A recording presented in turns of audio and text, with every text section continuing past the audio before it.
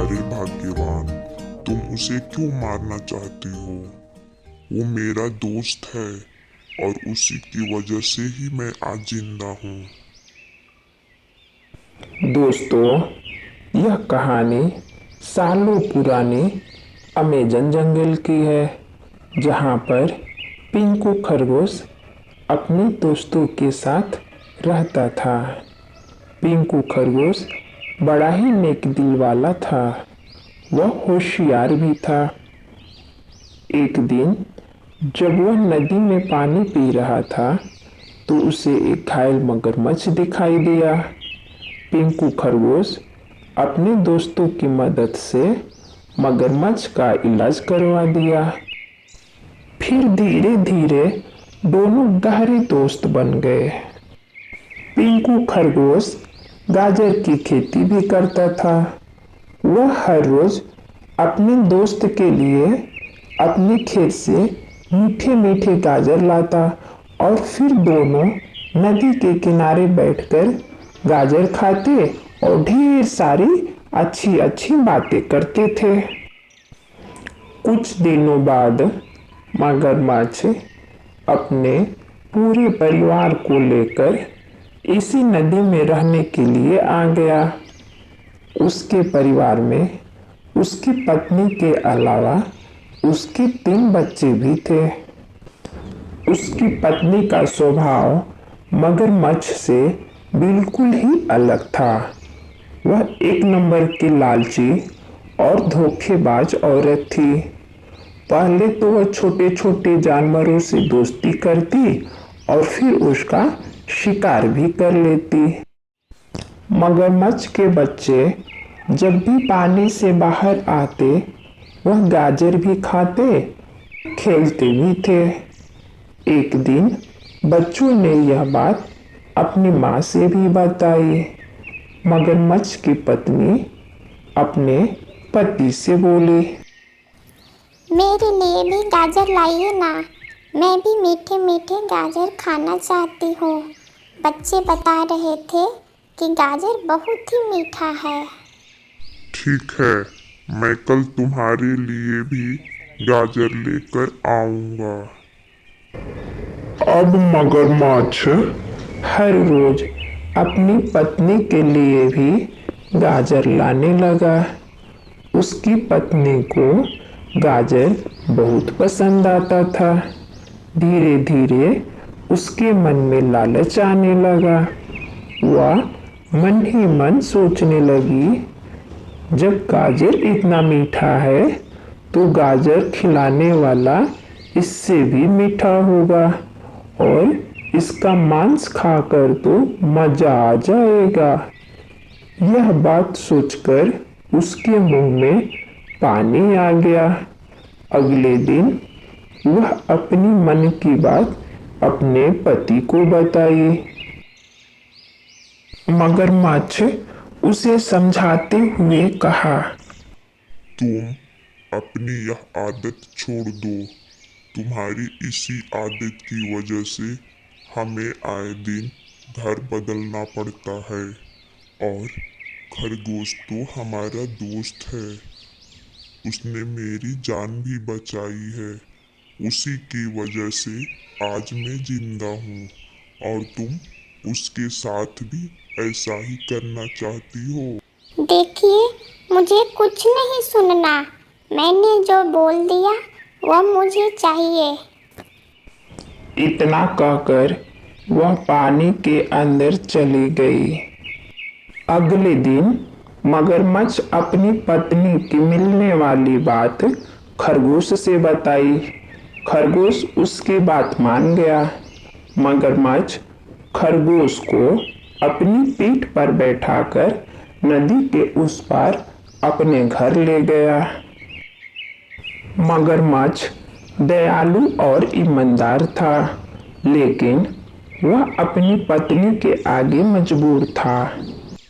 मगरमच्छ के बच्चे अपने घर में खरगोश को देखकर बहुत खुश हो गए और उनके साथ खेलने लगे।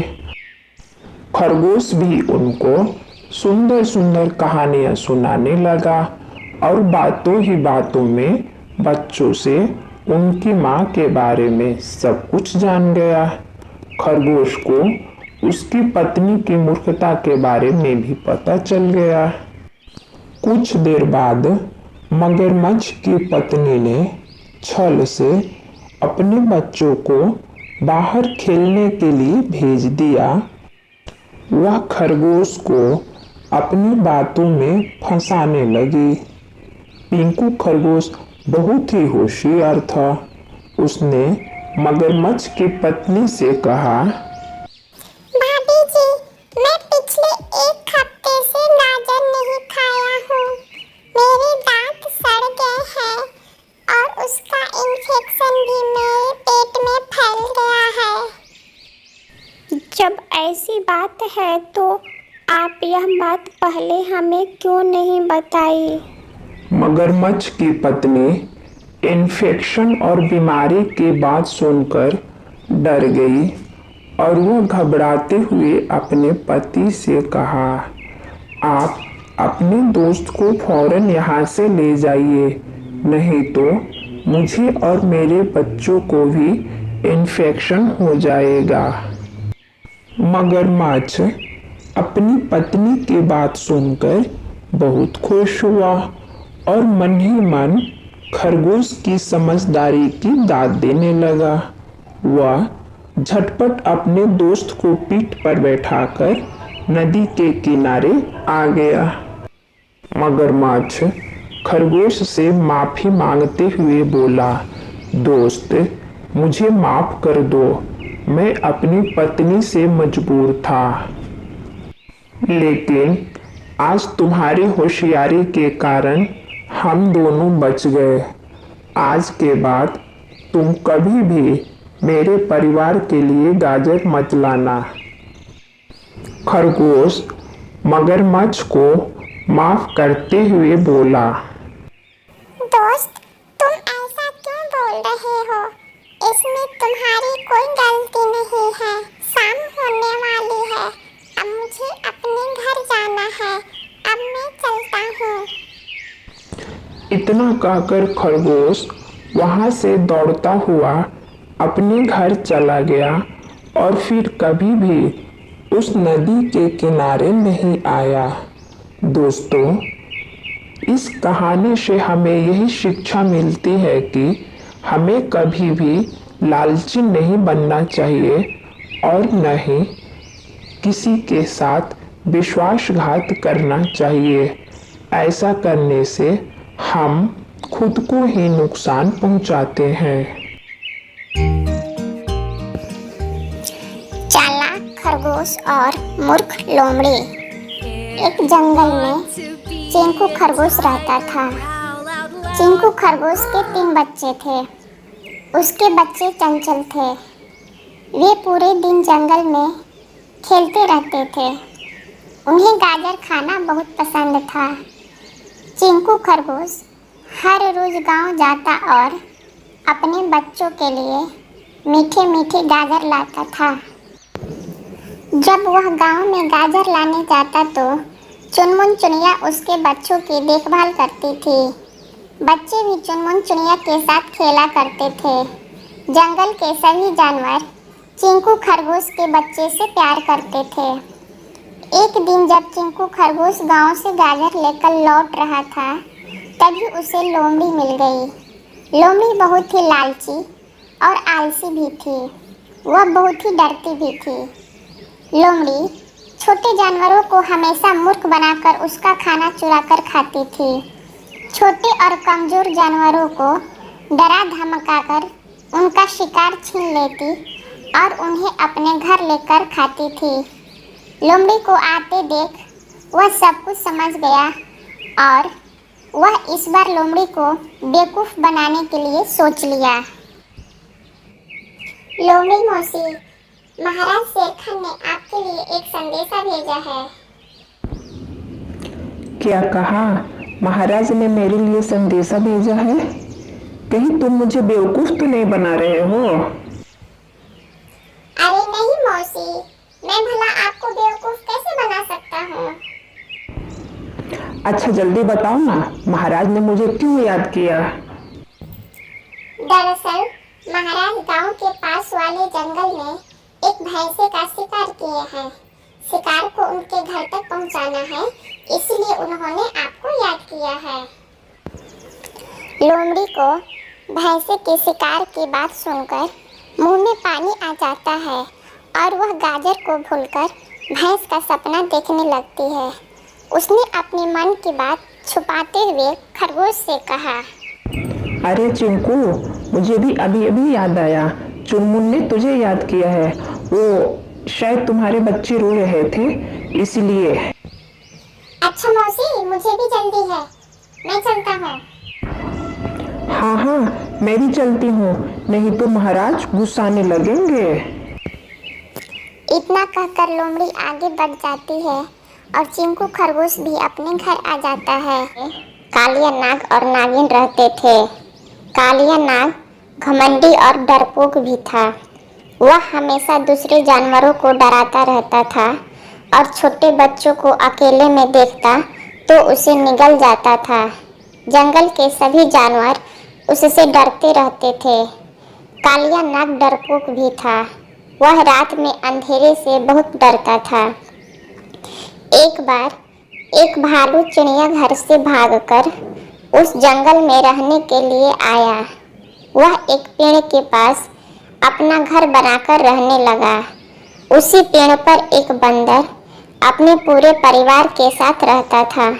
उसके छोटे छोटे बच्चे भी थे। बंदर अपने बच्चों को कालिया नाग के डर से दूर खेलने नहीं जाने देता था। एक दिन भालू ने बंदर से इसका कारण पूछा। क्यों बंदर भाई, आप अपने बच्चे को दूर खेलने क्यों नहीं जाने देते?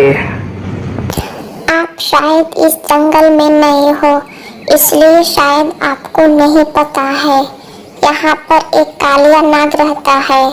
वह खूंखार और घमंडी है। वह जब भी छोटे बच्चों को अकेले में देखता है निगल जाता है। इसीलिए हम लोग अपने बच्चे को अकेला नहीं छोड़ते। अच्छा, तो ये बात है, अब मैं समझा। थोड़ी देर सोचने के बाद भालू ने बंदर से कहा, मेरे पास एक आइडिया है। अगर तुम मेरा साथ दोगे तो मैं इस कालिया नाग को जंगल से हमेशा के लिए भगा सकता हूँ।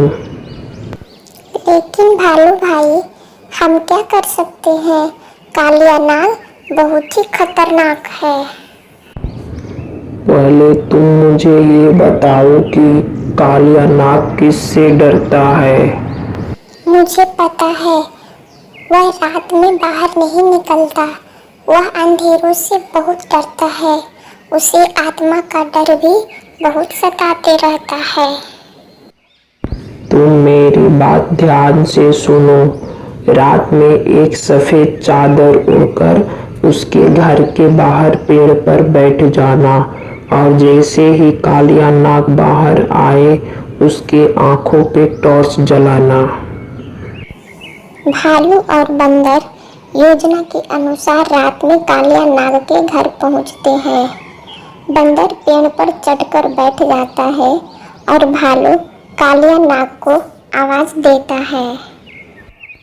कालिया नाग बाहर आओ, मैं इस जंगल की आत्मा हूँ। मुझे नागलोक से तुम्हें एक जरूरी संदेश देने के लिए भेजा गया है। क्या बात है? मुझे महाराज ने क्यों याद किया है? कहीं मुझसे कोई गलती तो नहीं हो गई? नहीं, तुम्हें सवेरे ही नागलोक जाना होगा। मुझे नागलोक के महाराज ने आदेश दिया है कि मैं सभी नागों तक यह संदेश पहुंचाऊं। नागलोक में नए राजा का चुनाव होने वाला है। वह तुम्हें नागलोक का नया राजा बनाना चाहते हैं, क्योंकि तुम सभी नागों में साहसी और निडर हो। तुम सवेरे होते ही यह जंगल छोड़ नागलोक के लिए प्रस्थान करना। अरे वाह, ये तो बहुत ही खुशी की बात है। मैं सुबह होते ही नागलोक वापस चला जाऊंगा। मुझे राजा बनना है। इतना सुनते ही कालिया नाग खुशी से झूमते हुए अपने घर के अंदर चला गया और भालू और बंदर वापस अपने घर लौट आए। अगली सुबह कालिया नाग जंगल छोड़ चुका था। सभी जानवर खुश हो गए और बच्चे भी खुशी से झूमने लगे। जंगल में फिर से पहले जैसी चहल पहल हो गई। बच्चों, हमें कभी भी परेशानियों से घबराना नहीं चाहिए, बल्कि अपनी सूझबूझ से उस परेशानी का हल ढूंढना चाहिए। यह कहानी आपको कैसी लगी हमें कमेंट में ज़रूर बताइएगा। फिर मिलेंगे एक और नई शिक्षाप्रद और मनोरंजन से भरपूर कहानी के साथ। तब तक के लिए धन्यवाद। If you want to be a tiger, growl out loud.